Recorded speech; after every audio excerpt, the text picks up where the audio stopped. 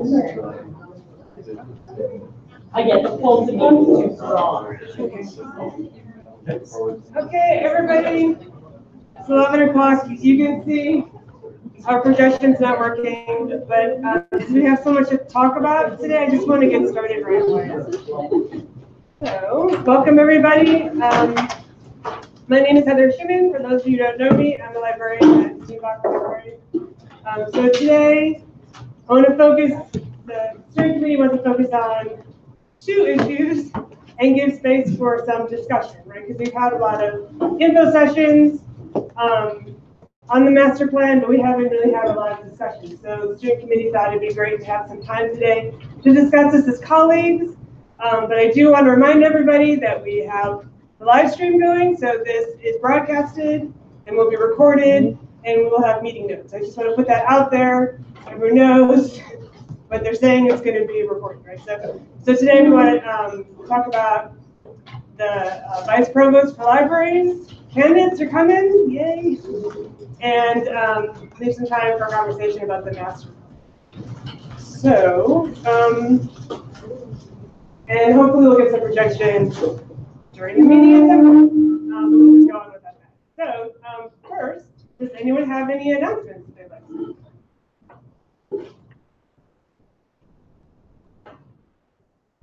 Going once, going twice.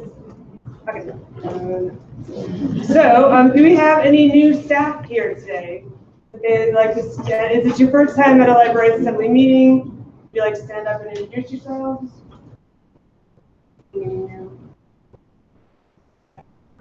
My name's Jeff in the receiving unit. This is the first time here. Well, thank you for coming. Great, welcome.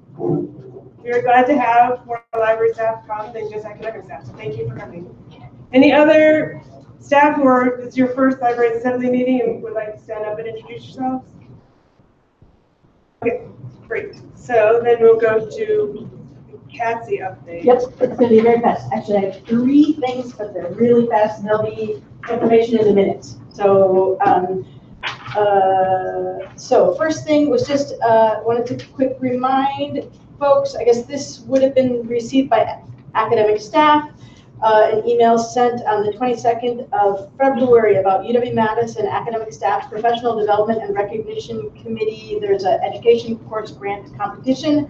Deadline April 13th, 2018 for course enrollments for business management, leadership, this kind of thing. There have been the CASI meeting in the fall. Last fall they mentioned that very few people in past years from the GLS have applied for these courses. So I want to encourage people to apply for those, and I'll include links in the minutes. Second one is there's also, and I think this applies to all staff, there's a 2018 Administrative Improvement Award deadline coming up on March 30th. Everybody should have received an email on February 21st about this. It's to recognize and celebrate outstanding administrative work, nominate colleagues for the award, exceptional performance in administrative roles, supporting academics, research, student services, outreach, or administration. So that's another award that I'd like to encourage people. And then the last thing was just to report out on the survey that was sent to Librarians Assembly last week about whether to sign on to the CASI proposal that would be sent to, I forget which office, to basically consider offering as a benefit to UW staff tuition reimbursement or something like along those lines, some kind of program available to staff who would like to take UW courses. And the result of that survey was we had 33 respondents. 32 of those respondents said yes, please, Librarians Assembly should sign on to the proposal, and 1 abstention. There were no respondents who said no, don't sign on. So I forwarded that information to the law CASI, and they prepared the proposal. So I haven't seen the outcome of that. So in any case, that's the report. Any questions? Is Peggy coming up for the treasury update? Treasury update will be even shorter than Amy's update. I just wanted to let you know that we currently have $1,219.58 in our account with $54.04 in our savings account. That means we are right on budget. We're doing great. And I'd like to remind everyone to go ahead and pay your dues. Remember that we do have the upcoming high tea. So please go ahead and pay your dues anytime now. You can send them to me. And how much are those dues, please? We recommend, sorry. How much are the dues? Yeah, we currently recommend that, what are we recommending, 25? Well, we had expectation going up from the high tea, and with the $5 high tea and $20 Yeah, membership for any. Yeah, we recommend that you pay $5 for the high tea. And then it's $20 is what we are recommending that you pay for dues. So together, all together, that would be $25. If you're not coming to the high tea, then we're recommending that you pay $20. Academic staff. Academic staff, yes. Okay, do you want to wait a little bit and see if we can get projections? We can move things around a little bit? Sure. Okay, so I just wanted to, Todd is here to do a quick update for the Vice Provost for Libraries. So everyone should have received the email with the finalist list and the link to the website with the list of the finalist candidates and the dates of the presentations and the times of the presentations. And also on that website, there is a link to CVs. So go to that. You should all have the email for that website. I will. It's also linked in the agenda. The link to that website. So I'm just really encouraging everyone to go to those presentations. They're in the genetics auditorium. And we just really want to have a great showing at these presentations. Librarians Assembly will be able to ask 3 questions. So what will happen is there'll be 90-minute presentations, an hour for the planned presentation, and then 30 minutes for questions and answers. And so Librarians Assembly will start off the Q&A with 3 questions. We'll provide kind of shortened PBLs. What does PBL stand for again? Position vacancies. Okay. So we'll provide shortened PBLs and also a PBL guide. So as you're watching the presentation, just a list of the major themes that were on the PBL to help you take notes. Because we really want we want to encourage everyone to go to the Provost website and use that website to give your own individual feedback. The Provost will read all the feedback. So it's important that everyone gives individual feedback, and then Librarian Assembly will also follow this up with a survey so we can give shared feedback as well. And that survey is going to be very short. It's just going to be, who is your top pick? Do you find these other people successful, not successful? Would they be successful or not successful in this position? And maybe a brief statement why you picked the candidate you picked. So we can give that sort of shared feedback to the Provost as well as library employees. And that'll be open to all library employees. So I think that hits on everything I wanted to say. Does anyone have any questions about? Yeah. We're going to provide a rubric. So we're not going to do rubric, we're going to do the PBL guide. Okay. So the PBL guide is just a way to give you a guide to taking notes. It'll just simplify the major points from the PBL. We can send out beforehand to be printed out. So that there'll be copies there. Do we want to send it out ahead of time just so people can see it? We didn't want to do that. Oh, that's true. Because the question, please? Oh, so Todd just asked if we wanted to send it out before so people can see it. And that was something that we had discussed that we would not do. Yeah, that's right. Because of, in case somebody knows the candidates, right, and it gets to the candidates. So we just thought it looks best, it's fairest to candidates to just have them printed out there. But you can look at the PBL. Yeah, it's all going to be from the PBL. It's not anything that's not taken from the PBL. These are public presentations, not just to staff, right? Right, these are public presentations, are open to all of campus. And they will be recorded, but they won't be live streamed. Any other questions? And is it that the Q&A will not be recorded?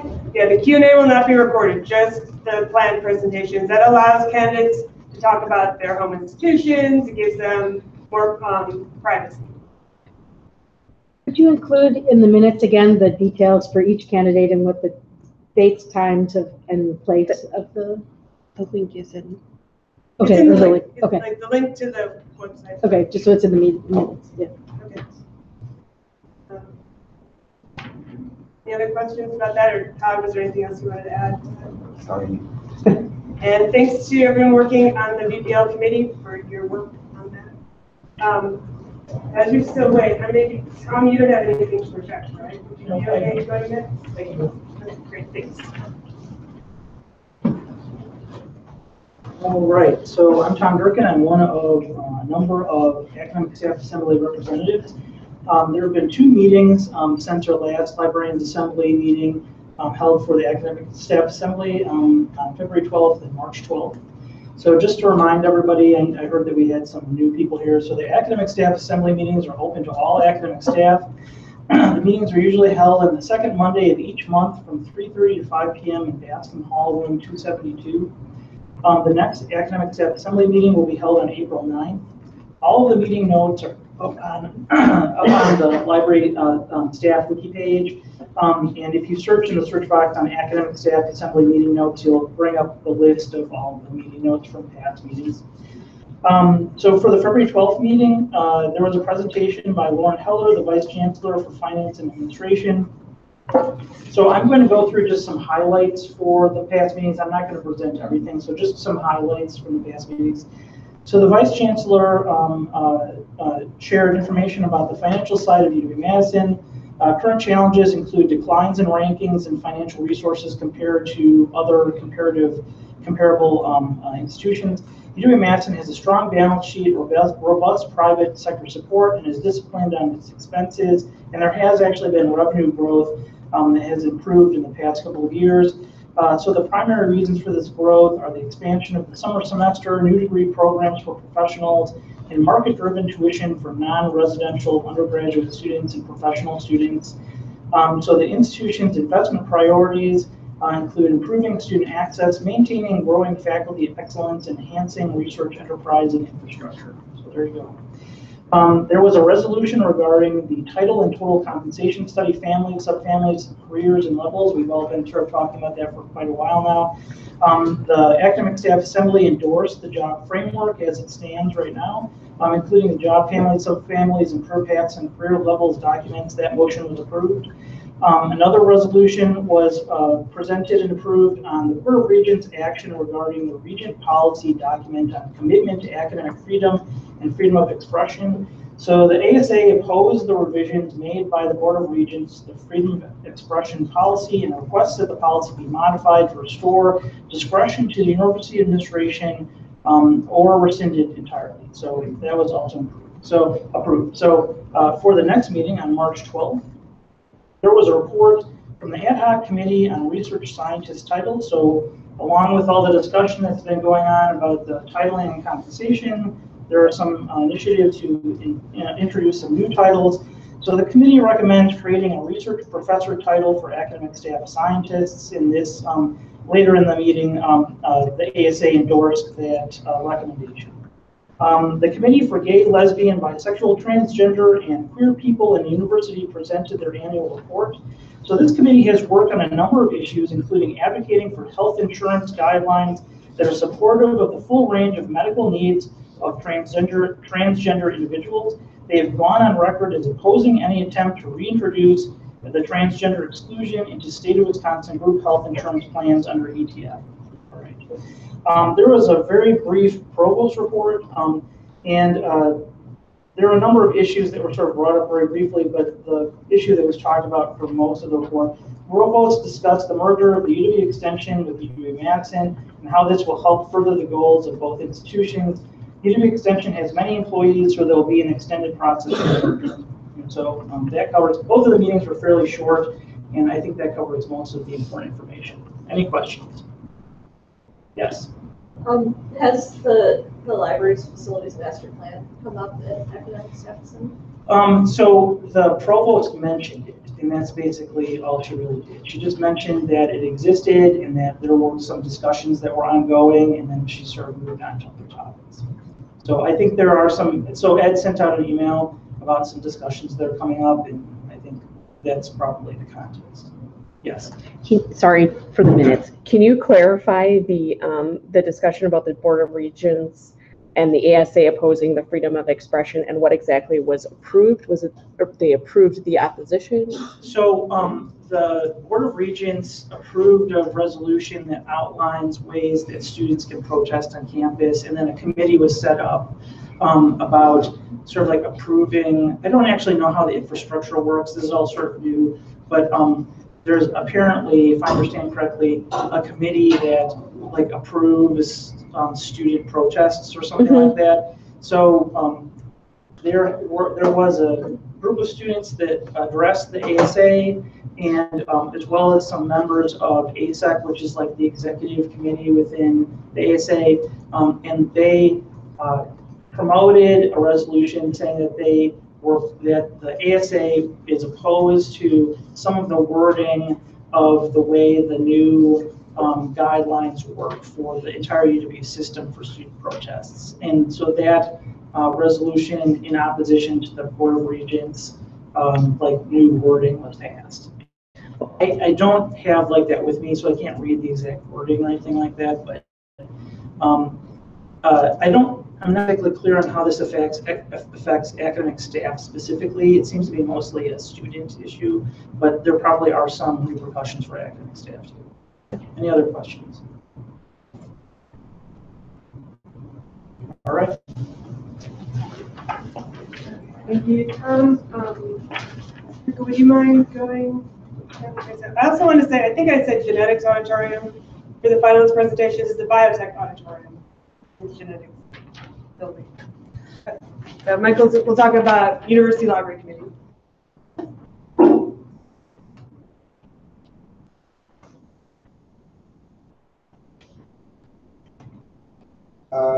So the University Library Committee is the committee of the Faculty Senate that, as well as shared governance, is tasked with working with the libraries and provided guidance to the directions that we're taking. Members of the University Library Committee will be discussing the Facilities Master Plan at their March meeting, which unfortunately for you is tomorrow. At their February meeting, members of the committee itself did not discuss the master plan, but they heard from other folks who wanted to have input to them on the facilities master plan. So it started off with Carrie Cruz provided an overview of the process, what the master plan was, how we got to where we are today.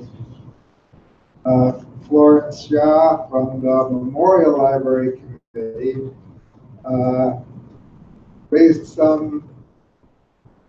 reviewed the consultants' comparisons with our quote peers and maybe questioned some of those decisions.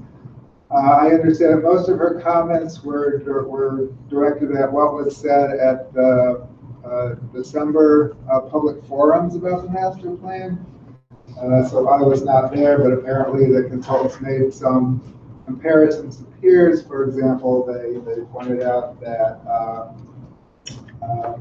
the library at Carnegie Mellon has more partner spaces than we do. And she pointed out, well, Carnegie Mellon is predominantly a STEM campus. It's not a comprehensive university where we are, so maybe that's not a fair comparison. I'd like to point out, however, that that was a reaction to the public presentations. Those peer comparisons are actually not part of the text of the final facilities plan that was released on February 20th. So you'll have to decide how much weight to give to those criticisms. She also pointed out that a similar bright spot project at UC Davis had far more faculty input than the process did here. But again, does that mean our process was faulty, or does that mean that our faculty failed to take advantages of opportunities to engage that were given to them? So anyway, Sabina Gross, who is the current chair of the faculty of the University Library Committee from the German department, she then gave a summary of major themes that she heard from faculty email and contacts with her about the facilities master plan. Again, she was not judging these, just pointing out what the major comments she'd heard were. Overall, the faculty is supportive of the overarching idea of the plan, of moving ahead with consolidation, of creating hub libraries strategically located, but they specifically had concerns about the recommendation that the amount of shelf space in this building be reduced and that Kohler Art Library be eliminated as a separate library. Faculty have also raised concerns about relying on remote storage, and our current Verona shelving facility does not have a reading room or a place where people can come to and work there. Of course, if a Verona 2 was funded, those concerns would be addressed. Faculty have also criticized the amount of input from stakeholders, but again, you can argue, is that a fault of the process, or is that a fault of the way people choose to participate or not on this campus? They also pointed out there seems to be some disagreement between the direction of the facilities master plan and our collection development plan, which does talk about the needs of what kinds of resources should be kept on campus on open shelves. That may be, and in her overview, Carrie Cruz admitted that in disseminating the master plan, perhaps the library didn't do as good a job as they could of tying it into the separate collection plans, and the two go hand in hand. There were also some comments from guests of the meeting. A dozen faculty showed up to the February University Library Committee meeting, which is unprecedented. And it's because the agenda topic was the master plan, and some of the concerns they raised, the art faculty was out in force, again, opposing the elimination of Kohler as a separate library.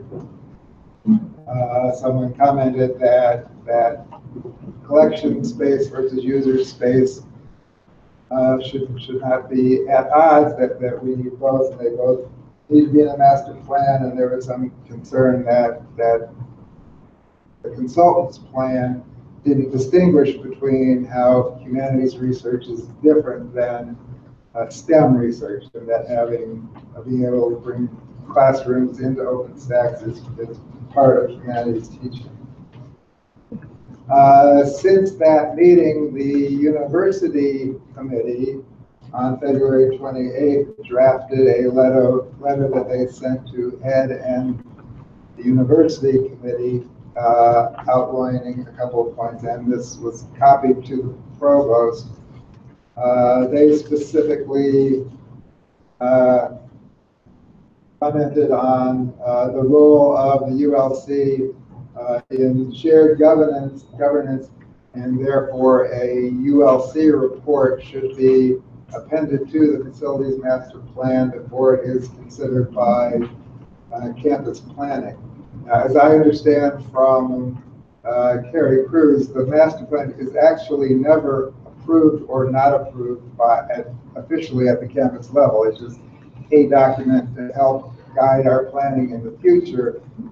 So the question of whether the faculty response needs to be formally part of it is kind of questionable because it never will be formally approved. But anyway, how the ULC will officially react to the UC's recommendation, I can tell you this time tomorrow. Otherwise, we can wait. So if anything substantive comes out after tomorrow's ULC meeting, which is from 9 to 10 and which is in room 362 and is open to anybody who wants to attend. I can send out a brief email afterwards to this group as summarizing what happens tomorrow morning. Any questions on any of that? Does the University Library Committee anticipate a greater demand? Should Stevens Point go ahead with dissolving their? They have not, the ULC meetings this academic year, they have not discussed the UW colleges or the UW system campus. Their role is to advise libraries on this campus. They don't really have a UW system-wide view, I would say. The other question is, given the impact in taxpayer dollars in labor and reduction in library footprints, how can it be that a facilities master plan would never be approved? Would it have to be? Gary is not in this. Gary's not here, but as I understand her comments from the GLS operational leads or meeting earlier this week, and that again the plan is sort of, they're like goals. They help you in your thinking and developing, but it's not part of the master plan process either for the library or anywhere on campus that the chancellor officially approves or doesn't approve it. I don't know if anyone knows that to the contrary. That was my understanding of Gary's comment. About that, because I've heard, we've been hearing over and over again that the final report was not supposed to be being approved.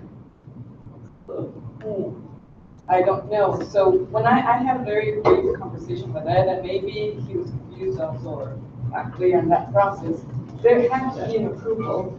There is an approval of the campus facilities committee for the facilities master plan.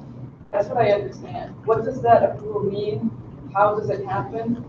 I don't know. I'm confused about hearing now that there's no. Understanding that the campus facilities master plan is approved, but that's not what this informs that, but isn't a thing. This is the document complementary to that. So there's no facility.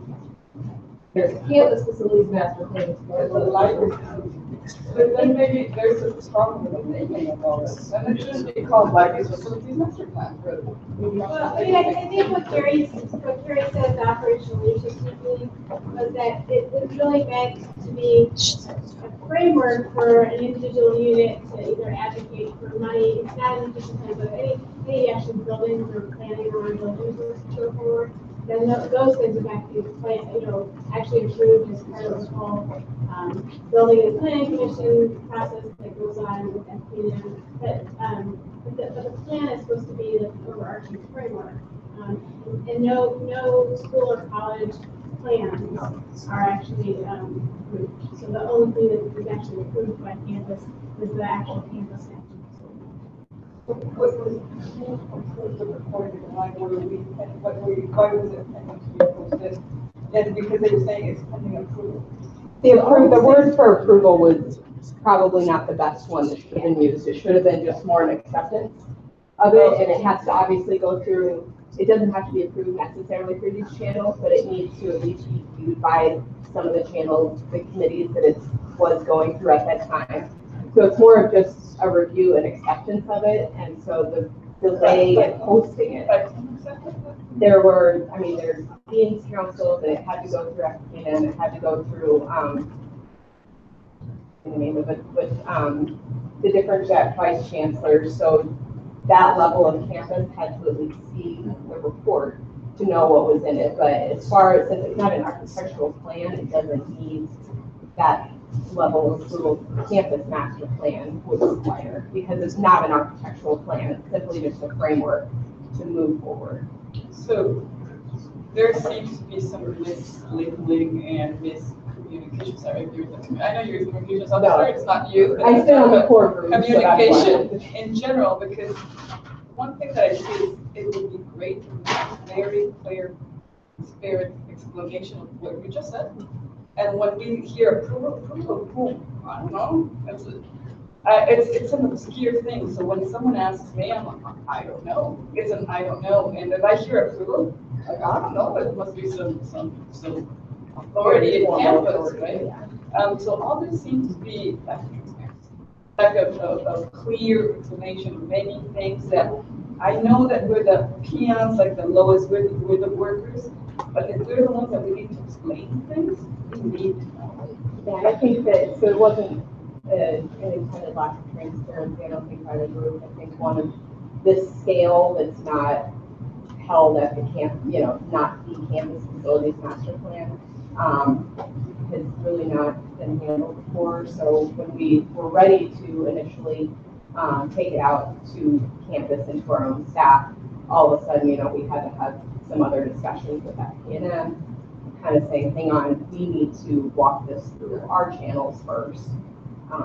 So it was not, an intended lack of transparency as much as it was us being ready to go, and then all of a sudden hearing, wait, we have to go through this, we have to go through this, we have to go through this. So, and I'm not blaming. I'm just saying this is the moment for all of us, especially those that are leading this, to learn and acknowledge that there are things that should be taken into consideration. So in Sabina's list of major concerns that she has heard from the faculty, confusion about the status of the report was on that list. And I would agree with Tasha, there's a difference between lack of transparency and lack of clarity. The way this campus works is very confusing, and so that's something we have to live with. Another small comment. Each part of this process has been presented just as that a process that seems to go forward to a certain point. You need to present your remarks by an expected date, and then after that date, the implication is there's a decision made, and then it moves to the next step. So my understanding was that each step of this process would need to be rubber stamped and approved. So I'm expecting approval at each point that it may change and come back. So I think that speaks more to when we actually start talking about building, like implementing the actual plan. So say, pick out a piece, say we're gonna renovate Seabach. So that has to go through all the engagement, it has to go through the different channels on campus. That's where it has to have separate levels of talking to our staff, talking to the faculty, and that has to receive formal approval because there's also funding issues that need to be resolved, whereas this is the overarching piece. So we were asking for people's input as, kind of the big picture, 10,000 foot level, what would you like to see? But that didn't require necessarily, an approval on X, Y, and Z levels of just putting the master plan together, the report together. Does that make sense? No, because tomorrow's meeting, its email identified specific talking. The implication was that this had been to a certain point, and now these were going to be specific talking. So talking how they points. proceed from those talking. The talking points are just to help you explain the plan, but when he specifically mentions moving forward, each process or each project is essentially, each piece is essentially its own project, and that requires, input and approval. He's actually talking about 15, 20 years from now when we have the funding and the actual physical architectural plans to make a decision. That requires that level of process. So that's the level of approval. But, you know, I just think that, so, at the last ULC meeting, one of the things Carrie said to the faculty, I would say that this group who are here is that this is really where we start, you know, that continued conversation around implementation around the plan, the framework. Because I think we all have to remember it's really just a framework that helps guide us in like thinking about where we're headed and making the case for what we're going to be doing with our space. And then once we get to a particular project that's going to be implemented, we're still going to have all the conversations that we would have and more in more detail and really get to like what are all the issues around a specific project. So it's still, you know, segments of downward direction, downward path. There are lots of decisions and it's very detailed decisions to be made that are not part of that plan. And that's where that engagement and that constant engagement is going to go on for a long time as we implement this plan. So that's part of the, you know, the way we have to think about it, and we have to make sure that our users understand that as well. Because this is not the end of the conversation, it's really the beginning of the conversation. Every time we think about this, if we were to start to evolve something, so that's really a big part of that message. We have to remember too that our plan can't work in a silo, obviously, because we have the rest of campus and every unit is dealing with master plans. At some point, I mean, LNS, I think, is getting ready to start theirs. So, you know, what we envision in our plan doesn't necessarily mean it'll be what another department or college envisions in their own plan. And we all know that there's a lot of overlap. So there's so much that has to be worked out down the road and so many conversations that have to be ongoing. So, and it all has to fit into, you know, whatever campus perceives as their overall master plan down the road. So, agreed. One other comment. I'm a guest here and I appreciate the opportunity to come on. Even if it's a 15 or 20 step process, the dynamic process. Each one of those steps is you go to number one, before you go to number two, it has to be at least somehow agreed on or approved by somebody or some committee before you move to step two. Once you get to step two, same thing follows step by step by step. Doesn't mean that the step 5 is going to be approved and that will be deemed as it's still the other 15 steps. Each one of those steps is going to require approval. That's why I think this is, to me, I think, somewhat confusing in that if we move from element to element, I'm assuming that there's an approval or a rubber stamp on the end part of that first element before we move to the so the approval, again, getting back to probably not the best name for it, is more just for this, if you take this particular report, the consultants will report as the the framework for the master plan, it just has to go through the levels of campus that it has gone through over the last couple months, that Carrie and Ed have been really driving it through for, I don't even want to say acceptance, review, to make sure that there are no major red flags that fly up on campus saying, you know, this piece absolutely is unacceptable. So that's really the level of approval for just this plan. The real approval, again, comes back into when we start looking at, okay, what are we going to tackle first as our first real project, the physical project. That's when, yes, the step-by-step process has to go through various levels of approval. Okay, I just want to stop just for a second, Paloma, we'll get right back to you. I want to make sure we have enough time to fit in, because with our technical issues, make sure we have enough time to fit. Pamela, so how much time will you need? 5 minutes? Okay, so, but I also don't want to cut off this discussion because these are important questions. So I think, Michael, you can probably sit down. Thank you for doing your ULC. And if we have more questions for Natasha, maybe Natasha, you can come up so that you're on camera. And then we'll make sure to save enough time for programming. And so I was hoping we could also talk a little bit about what are the conversations that are happening on campus about the master plan, right? That we might not know are happening in the different units as well. Okay, so I wanted to point out two because I think some people know about this.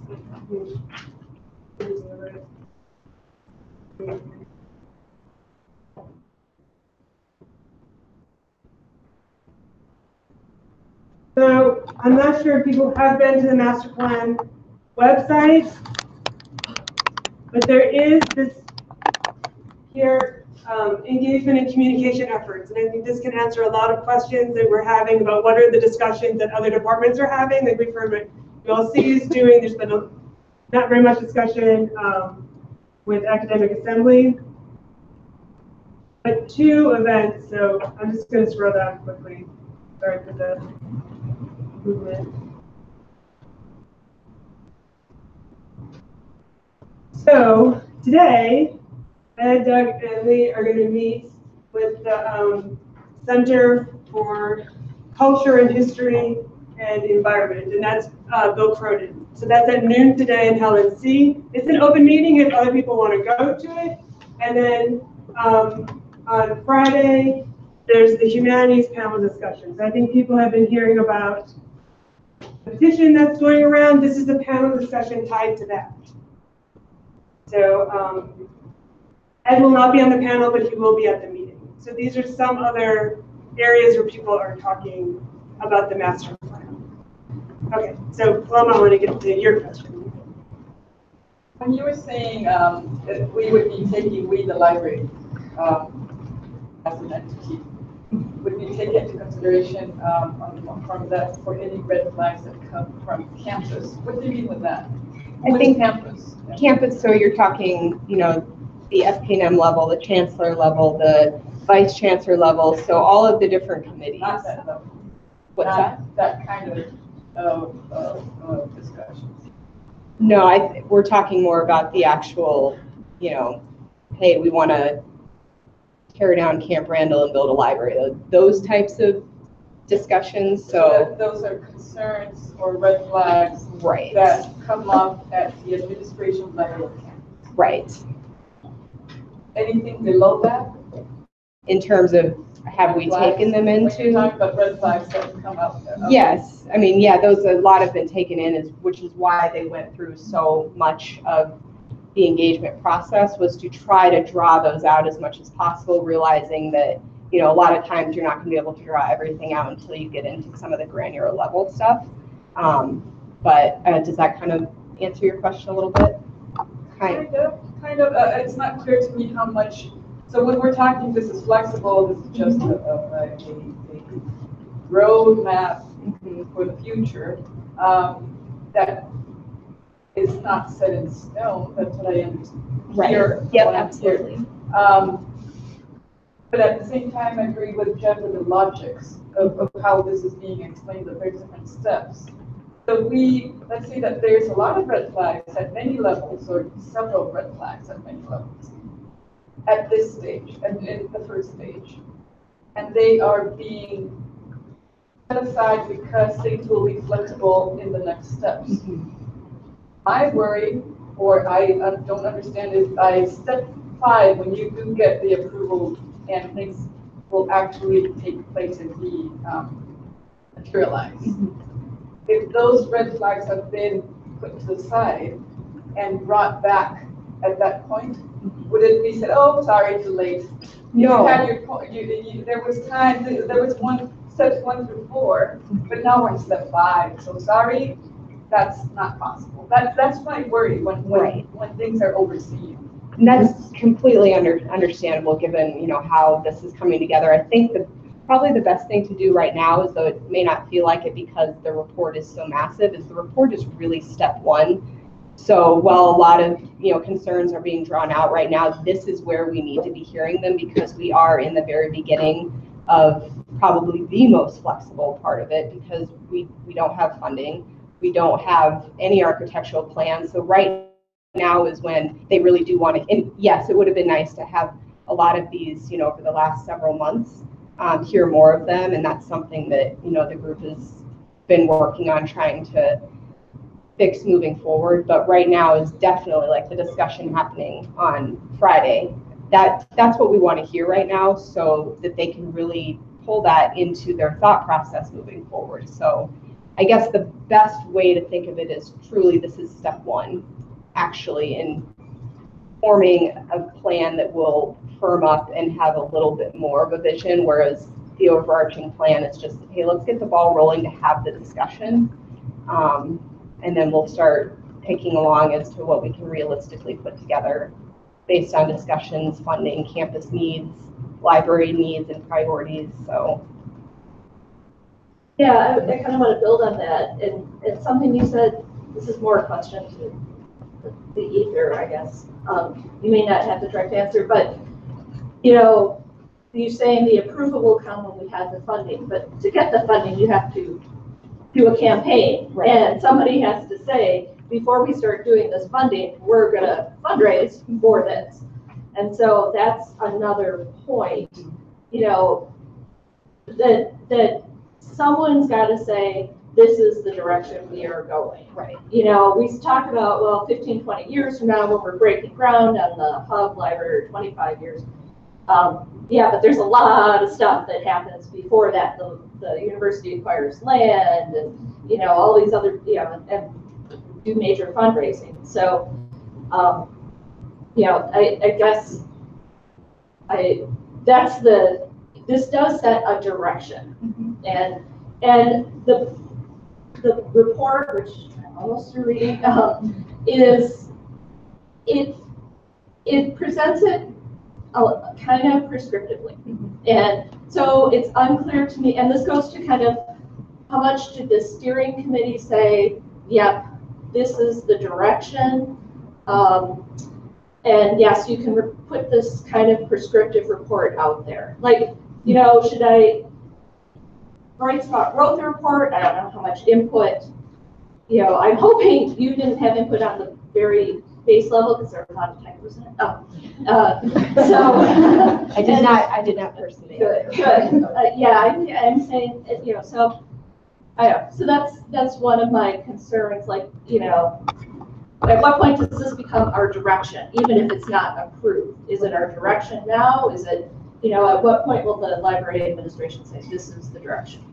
I think that's still to come a little bit down the road. I think you have an excellent point about, yes, to get the funding, you have to have a direction. So it's kind of a chicken and egg situation. And this is as close to the best starting point we can get to start formulating a little bit of a plan that would allow us to generate some more specific plans that we could then say, okay, we have what we need, you know, 5-10 years from now to say, now we can start fundraising.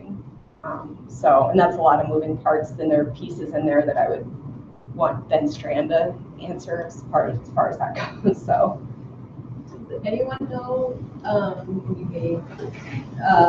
what opportunities there are? I saw something that led me to believe ULC, for example, might have an append something to the plan, and it feeling like this is step one.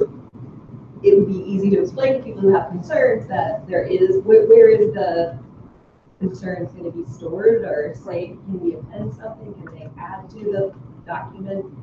Or do you know?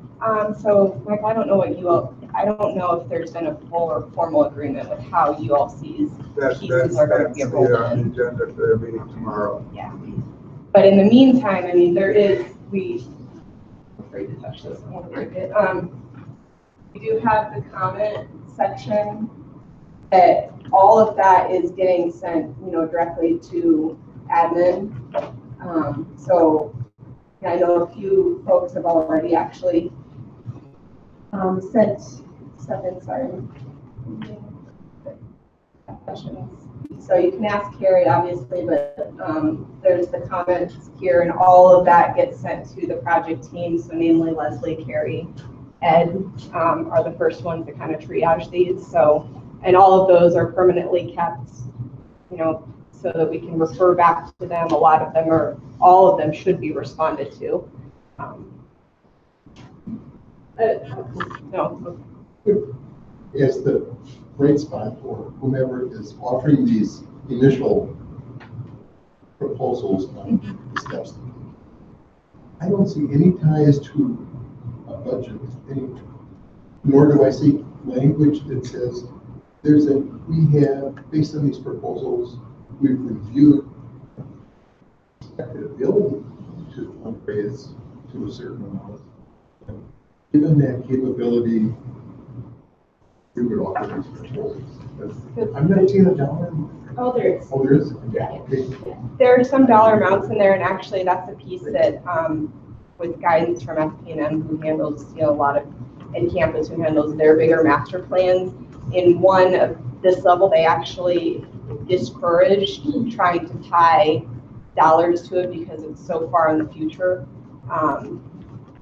Getting married to a very specific number. I mean, if you want to take every last piece and throw the entire kitchen sink at it and do everything in here, I mean, in today's dollars, you're talking, over 500 million, but that doesn't really translate to 20, 30 years from now. So that's why, based on how campus does their plans and their input with us, was actually not to focus on attaching specific dollars to any of the projects right now because they're not specific enough.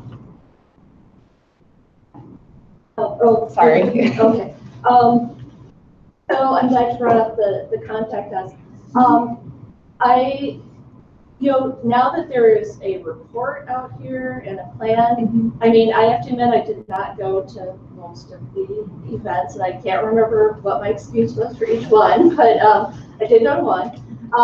But now that there's a plan out here, I feel like there's more for me to react to. I mean, before from what I've seen about the engagement and what I remember the user experience thing I went to, it was, there's this pick cards exercise and there's a lot of kind of brainstorming, but now there's a concrete thing out here. I appreciate Librarians Assembly having the space to talk, and the all-staff meeting isn't always the greatest venue for actual discussion.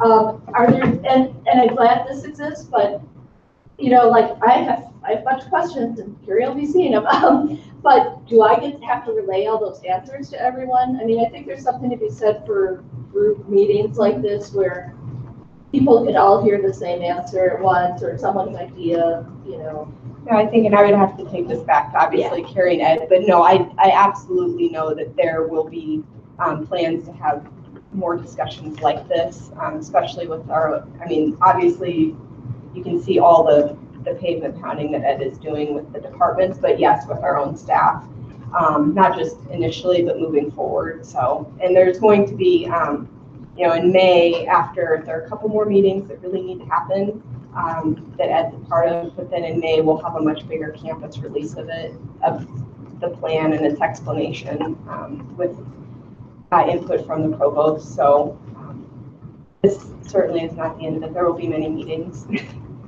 Okay, the low one first, sorry. Just related to what Beth was saying, I feel what I hear from that communication, the official communication that we get with the talking points, with being advocating, whatever that means. We can talk about what advocate means, but on behalf of the libraries, it feels prescriptive.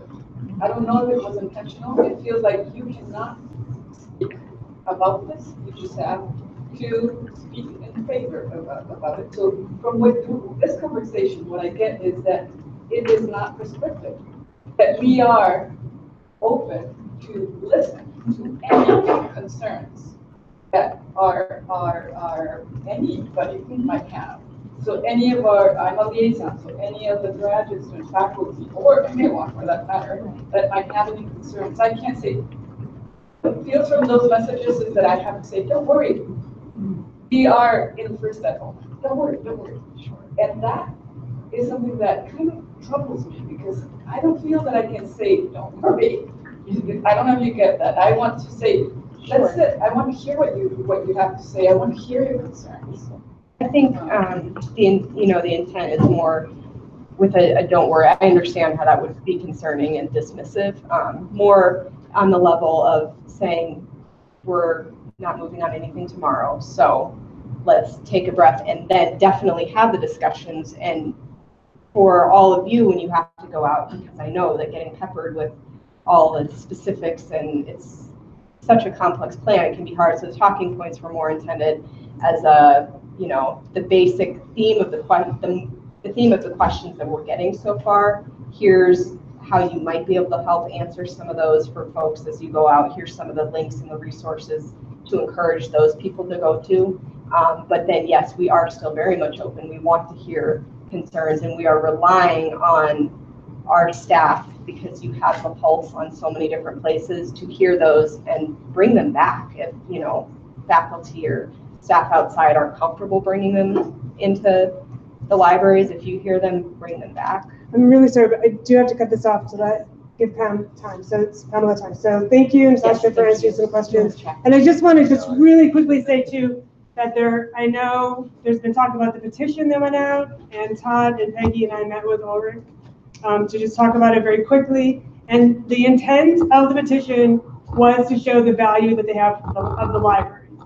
Right? It wasn't questioning our expertise. I think the intent was really to show the value of the libraries, and I just want to get that message out as we have conversations about that continuing. So, okay. And to wind us back into something kind of ending on a really positive note, we added shout outs to our options here at Librarians Assembly. And so we got a couple this year. I wanted to point out that Rebecca Payne got a shout out as the chair of the Loop Guides team. And let's all give a round of applause. I think it's wonderful.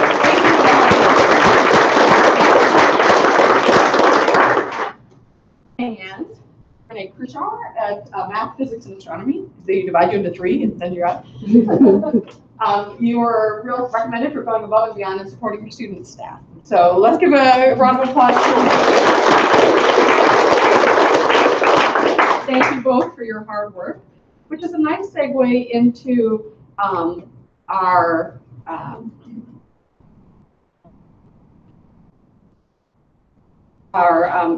request that you continue thinking about positive things for libraries, and the awards nominations, which are now open.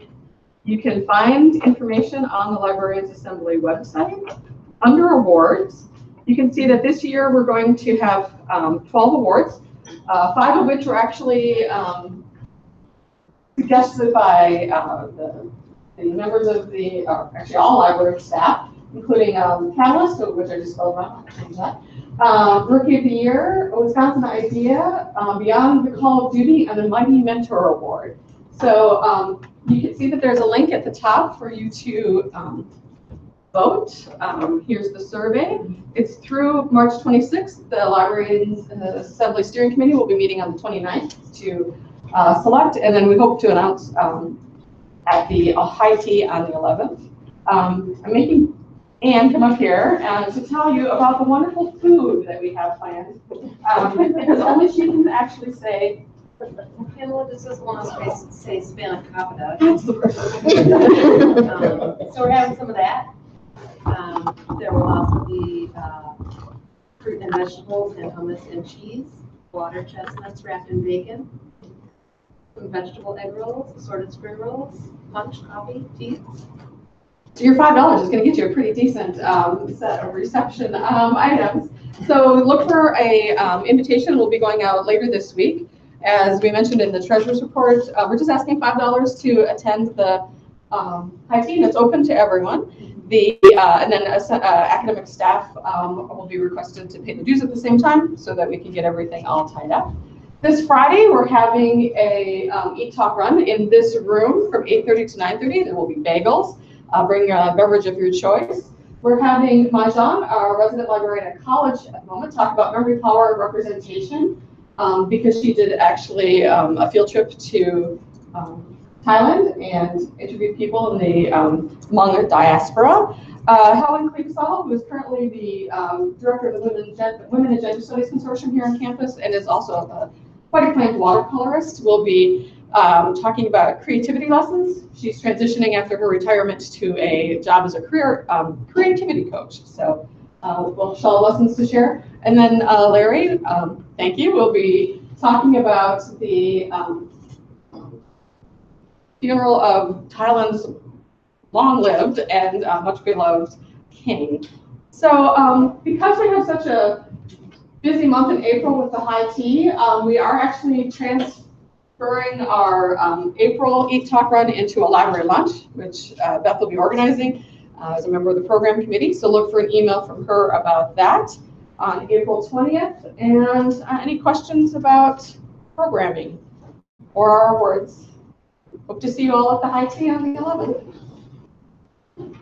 Okay, so thank you everybody for coming. We'll try to continue to have conversations about the master plan. It sounds like there's still a lot of discussion. Thank you, everybody.